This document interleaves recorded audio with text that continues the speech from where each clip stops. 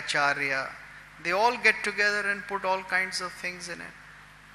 When we'll go on and we'll see what is happening in the 32nd chapter, when Dhruvas are brought in, when many other things are brought in, we find that all those things are created by the performers. They are not part of the script that was written by the playwright. For instance, the natya shows so many things: Sthitapatya, Dhruvagan, Purvarang, various things which are going on in a play. Now you don't find all that being written in a script of Kalidas, do you? You don't. In one version of Vikramorvarshiya, there are some lines which we think are a sort of Dhruvagan, but they are not part.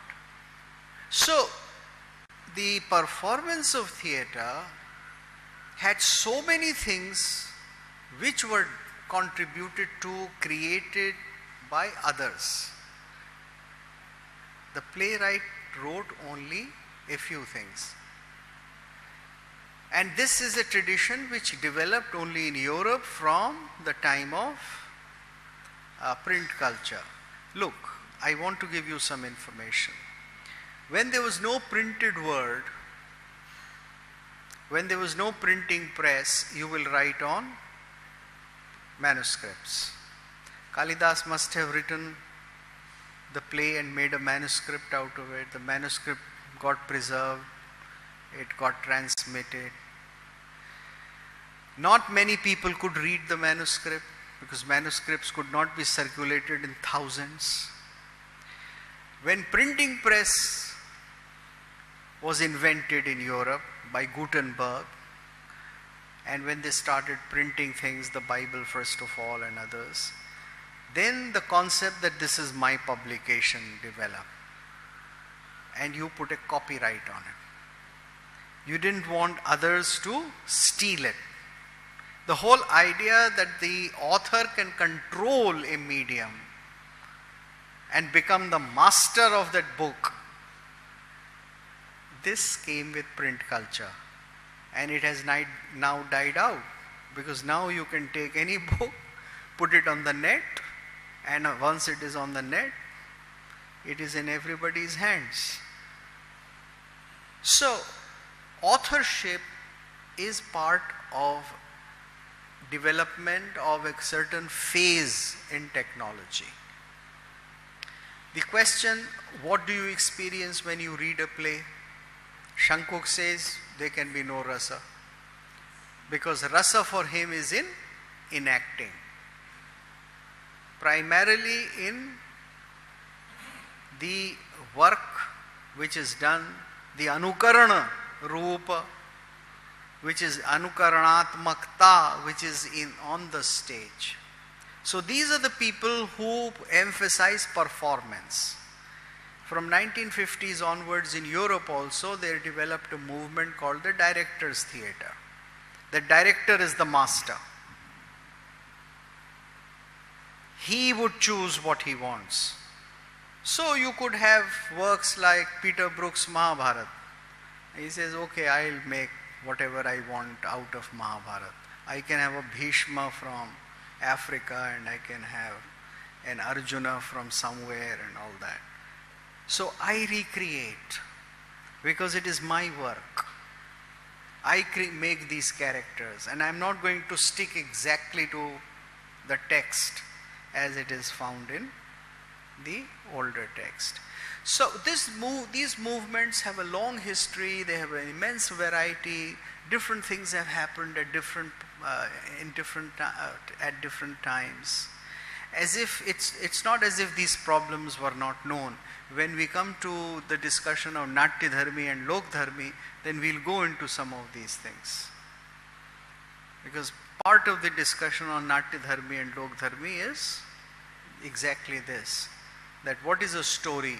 If a story is well known in Loka, then it is a Lok Dharmi story. If it is created by me and it has been radically transformed, then it is Natya Dharmi. So the story of Shakuntala, which was known through Mahabharata till the time of Kalidas, was a Lok Dharmi story. which you don't know now. So Kalidas transformed that story, wrote another story, and now we know that story, and that story is now Lokadharmi. We all know this is what Shakuntala, but Kalidas's Shakuntala is very different from Vyasa's Shakuntala. All these changes happen in the history of performing arts. Yes. So what Shanghmukh is trying to say that Rama and Rama alone can experience his rasa at that point. No, not rasa, feelings. Feeling at that point. Even if he has to himself imitate, he can't go through it again. He can go through it only once. No, look. He is not talking he is not talking about Rama. He is talking about the actor. The actor, the natya cannot know what Rama felt. Ram existed, or let's say any other character, Krishna or Gandhi or whosoever existed. They felt what they felt, they lived their lives. That was the real outside Lokik world. But when you represent them, when you do an anukarana of these people, then you can never know what they felt. Then the sthai bhava of these people. Nobody can know how Gandhi felt, how much anger he felt at his own eldest son who was a drunkard and converted to Islam. So if somebody writes a play, then he would have to recreate those emotions, those sthai bhavas, on the basis of the information that is available to him then. Right? And also when the actor completely involves himself, like the fire and the dry wood, the experience what he has is what? That isn't rasa. No, the experience that he has cannot be known by the spectator. The spectator can only infer what the actor is experiencing. There can only be a pratiti or an anumiti, an inference of what the actor is in. So, know what I am feeling, you can only infer what I am feeling by seeing my gestures and my activity. This is Shankukh's. But I do it in a manner by creating an art form that it appears to you as vilakshan, wondrous, and that wondrousness, wondrous feeling, or that vilakshanata is rasa. This is how he says. Because we are dealing with the question, rasa iti ko padartha. What is this rasa? How is it born? Where does it come from? And these acharyas are giving different answers. Sir, in Shankukh, as you said, that is anukarana sthayi, means imitation means fake, usually. I am imitating you means I am faking you. I am a fake of yourself if I imitate you. Number one. No, Where now, is the sat comes? now when you say fake, then it's not true.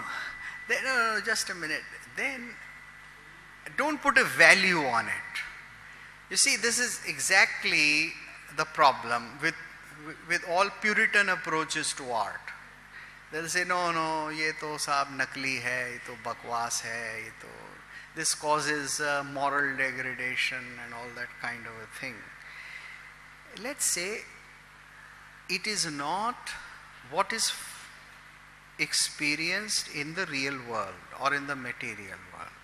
So when you do an anukaran of, let us say me, I mean, that will happen only when I become a famous person. Nobody imitates infamous or unknown people, jokes apart. But when you do an anukaran, you recreate. You see, remember what I tried to explain on the first day. Then in the Indian concept of anukaran, the most important thing is recreation. It is taken for granted. So it becomes real too, then another reality of the real one. Yeah.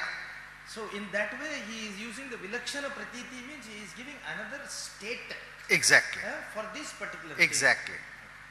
This is a position. You see, the position of the purists is always different. For instance, let's take the great philosopher Plato. Now, Plato never thought that the tragic actor was leading us to truth. He said art is an anukaran, a mimesis, an imitation. I don't know if this is part of your course, but I listened to it carefully because this is part of the whole discourse on the theory of imitation or anukaran in the whole world. It's very important. For Plato, he said, look, there is the reality. And God or demiurgos, he created this reality. Now, this world is an imitation of that reality. This is his philosophy, that this is not the real world.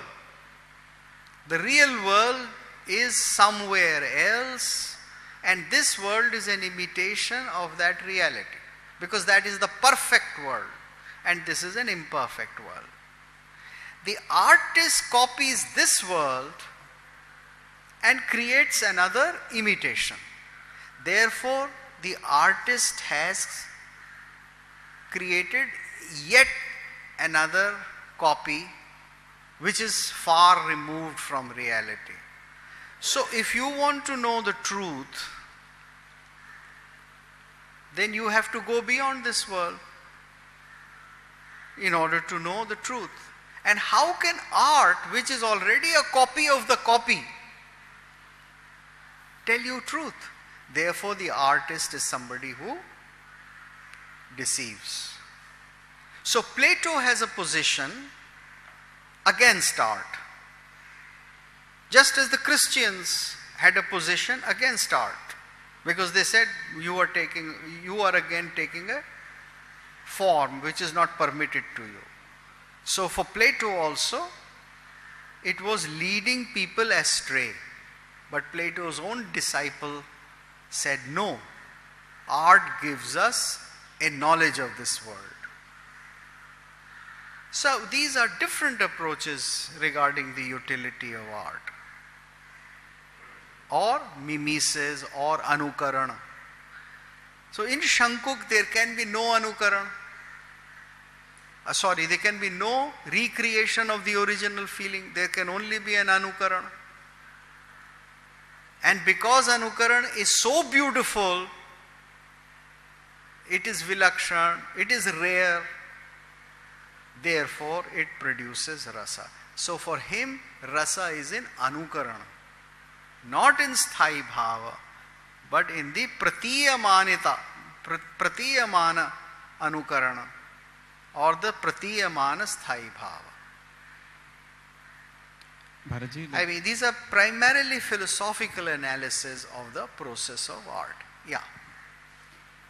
As they have been talking about Vibhavanubhavam Vyabhichari, just as we translate it in plain language as that the vehicle which carries the dominant or the stagnant emotion and thought to the receiver, rather, to that matter, applying the same template of the thought into any mode of communication, perhaps I'm asking, leave alone the concept of natya, if this template can be put across even to the schools of philosophy, or I'm saying a school of psychology, a school of literature, I'm saying philology. Just as another thing I'm asking, was this an imitation of earlier philosophy somewhere? I'm saying about deciphering that mode of communication medium to the receptor comes from one stagnant emotion or a thought, has been written by some other author even prior to Bharata, I'm saying. I'm just asking you a question. Like, is there any other medium, even medicine or in any other part of Veda, this thought has been reflected? All right. So if I could repeat his question, and perhaps what you mean is that there is some sort of a theory of communication in the Nat Shastra, all right? Is there evidence in any other Indian text of Exactly. a theory of communication? Parallel or even prior. Earlier or later, Or different even from, in the same time period of or Natya same Shastra. time as the Natya Shastra. So this is the question.